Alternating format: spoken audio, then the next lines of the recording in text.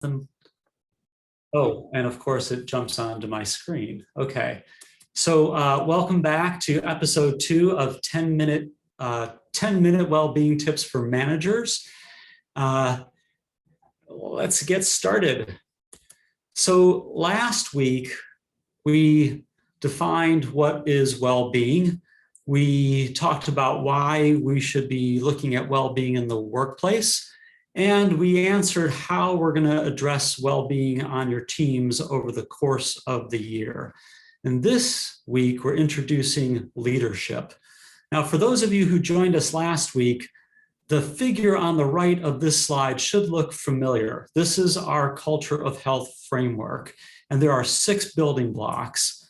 We are focusing on, if I can do this right, yes, we are focusing on leadership support today. There's going to be a whole series of leadership support sessions. We're also going to have a whole series on norms, which are healthy behaviors and attitudes of groups of people, and a whole series on social climate or employee morale. It's not that we don't value and believe that shared values, peer support, and touch points are important. We're just not going to have enough time when we spend 10 minutes a week doing this. And so on the left side of this slide is a whole list of different roles and ways leaders can support well-being in their teams and in their organization. Some of these are going to get a couple of sessions, a couple of episodes committed just to them. Some might get 3, others might just get 1. So there's a variety of things. You're going to have many things in your toolbox by the time we're done with this series. Some are going to be easier for you to embrace than others, and that's okay. Just take the ones that you feel resonate with you most and you think will work with your team. Today, I just want you to focus on how you're feeling. Now that may sound a little hokey, but just bear with me. Maybe that's not why you signed up or what you expected out of this, but just stay with me for a second. How do you feel? Do you even know how you feel inside when you're rushing around all day? When someone asks you, how do you feel? Do you just reflexively say, great, or fine, or good? And you don't even stop to think about how you feel? And maybe you know how you feel, but it's not customary to really say how you're feeling inside, how you might react if you were to share your true feelings inside. So think about that and maybe ponder how you could check in with yourself. When I was at my last job, I've got a lot of stories about my last job. I was in a team meeting and my colleagues and I were waiting for our boss to come in, and one of my colleagues was congratulating me on a job well done, and we were discussing it. And my boss came in and he kind of had his papers and he kind of threw them on the desk and maybe slammed his hand down, and, or not slam, but, kind of he was kind of grumpy. And he said, we all do that kind of work. Basically to throw a bucket of cold water on the team's generally good mood. So clearly that guy was not feeling great. Now, you all have your own stories. Your boss yells at you. Your boss doesn't answer your emails. Your boss doesn't follow up on what he or she promised they would do. And these things don't make us feel good. And we have to remember that we too are the boss at times. And this puts a lot of responsibility on us, having to manage our own emotions when we have a lot of stress and things going on at work, as well as at home.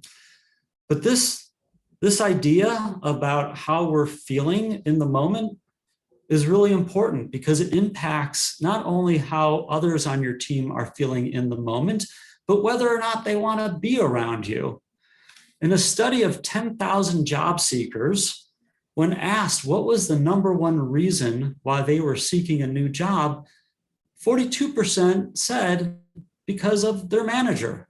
not their job, not their hours, not their pay, but their manager. And when executives were asked a similar question about why the number one cause of why they were losing talent, it was 35% said dissatisfaction with management. So everybody agrees that how a manager acts, behaves, interacts, leads can impact the well-being of the people they lead enough that they might leave the organization. So what can we do to help manage our emotions, or at least check in with our emotions? Now, last week we had an agenda tip for you to put on your team agenda, and usually we'll have agenda tips to put on your team agenda. But this week, I have 3 manager tips just for you. I mean, if you can figure out how you want to introduce this to your team, that's fine. But this is so important that I'm focusing on you today. So be aware of your emotions. And if you don't regularly check in with yourself, then maybe set an alarm once, twice, maybe 3 times a day, where when the alarm goes off, you're literally checking in with yourself. Am I happy? Am I sad? Am I relaxed? Am I stressed? And if you find that you're stressed, let's say, then maybe it's time to take a break. Maybe you need to listen to some upbeat music. And if you think you don't have 3.5 minutes to listen to some kind of fun music, you probably have to go to the bathroom sometime during the day. Maybe put your earbuds in and listen to it on the way there and on the way back.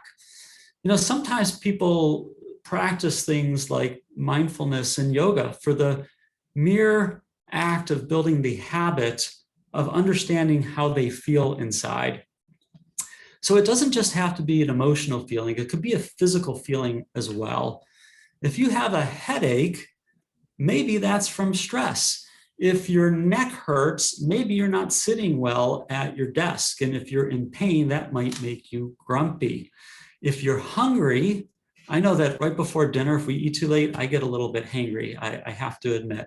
So anyway, check in with your own, how you're feeling.